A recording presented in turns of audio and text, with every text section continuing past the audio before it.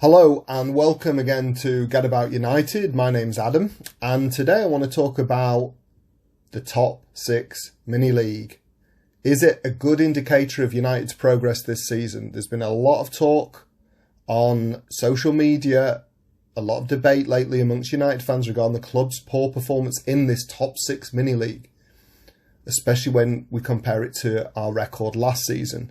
Some Reds see it as a sign of a lack of progression under Ollie's tenure and that changes should be made. Others completely discount it as irrelevant and that all it is a tool that SkySports use to create some interest at best or conflict using United as whipping boys this season. So what is it? I want to dig down into the argument for and against and whether it's actually a decent indicator of United's progress or just a stick to beat us with. So maybe I should have started with this, but if you aren't sure what I'm talking about, maybe I should outline what the top 6 mini-league is for us. The top 6 mini-league is seemingly a SkySports initiated mini-league to be used as a performance indicator for the sides contained within it. These sides are the ones that usually occupy the top 6 Premier League slots, these being United of course, City, Arsenal, Liverpool, Spurs and Chelsea. This league has been used for several years now and it's become more widespread than just Sky Sports over recent seasons. The main contention is that at the moment United are performing very poorly in it. We've only recorded a single win against top 6 opposition this season, the recent derby triumph over City, which has allowed us to leapfrog over Arsenal, but we're still in dire straits, and as I mentioned before has got some Reds backs up, and has emboldened others to redouble their cries for Ole to go, causing even more dissent in a pretty polarised social media community already. So the first question is it objectively useful? One of the criticisms levelled at the top 6 league are its participants.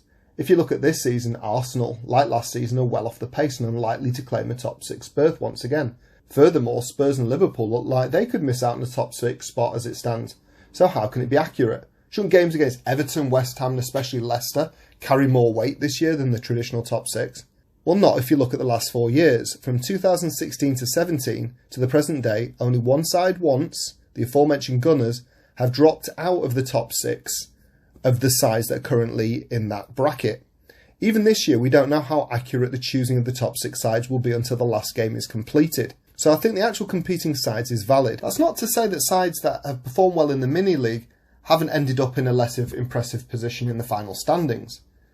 In that Chelsea winning title season, Liverpool were first in the mini-league but ended up 4th in the league that year. But only last season did a side in last place, Chelsea, manage to claim a Champions League spot. Now that we've established that the participants are probably the correct ones, what about the correlation between eventual title winners and where they finished up in the mini-league?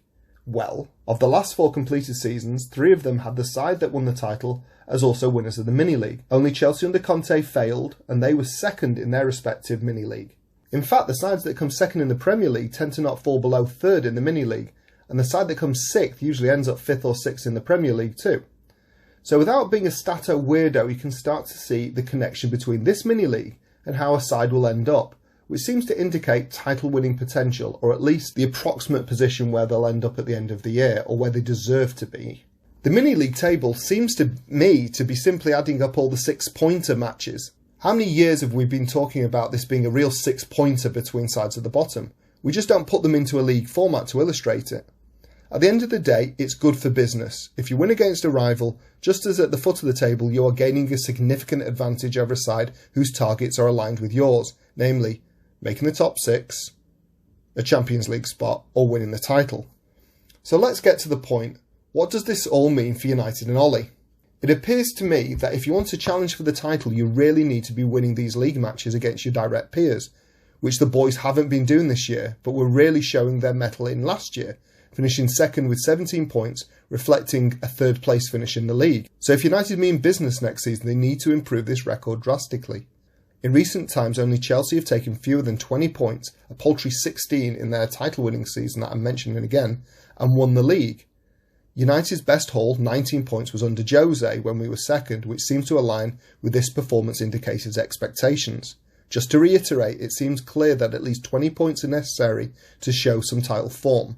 That's around 7 wins, or 6 wins and 2 draws. Some of us were getting carried away in January, being top of the league. If we really want to get carried away and finish there next May, we need to improve this record drastically. It's a snapshot of championship winning potential.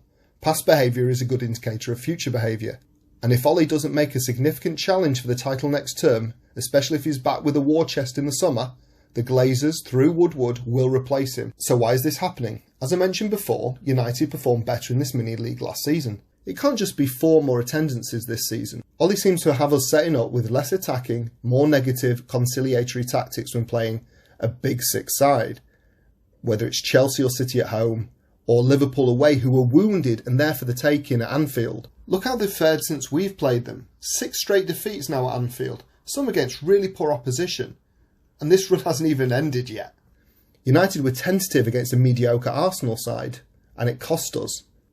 We got the double over City and Chelsea last season. Why is avoiding defeat, not conceding at the expense of not going all out to try to score, acceptable now to Ollie? When you compare Ollie to his 2 predecessors, the football on show is generally a delight. So why are we still not being adventurous? Is Ollie feeling the pressure and a draw against the best looks better than a defeat? Regardless of what I just said, the current situation is this. United are still second, so why is the mini-league important? Why can't United buck the trend and finish near the bottom of the mini-league but still come runners up? They can.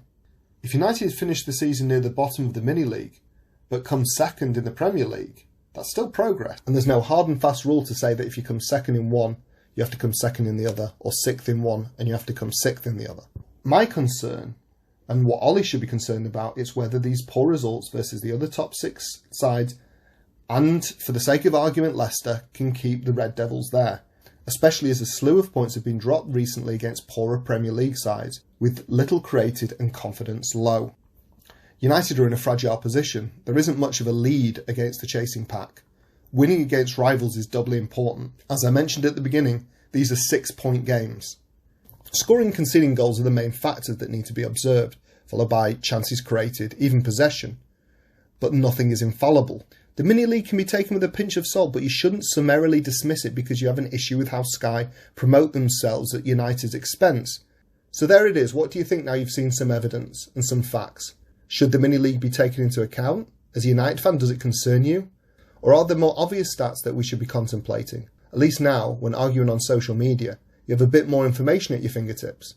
Let me know what you think by commenting below. Like, share and subscribe to Get About United, and thanks for your support.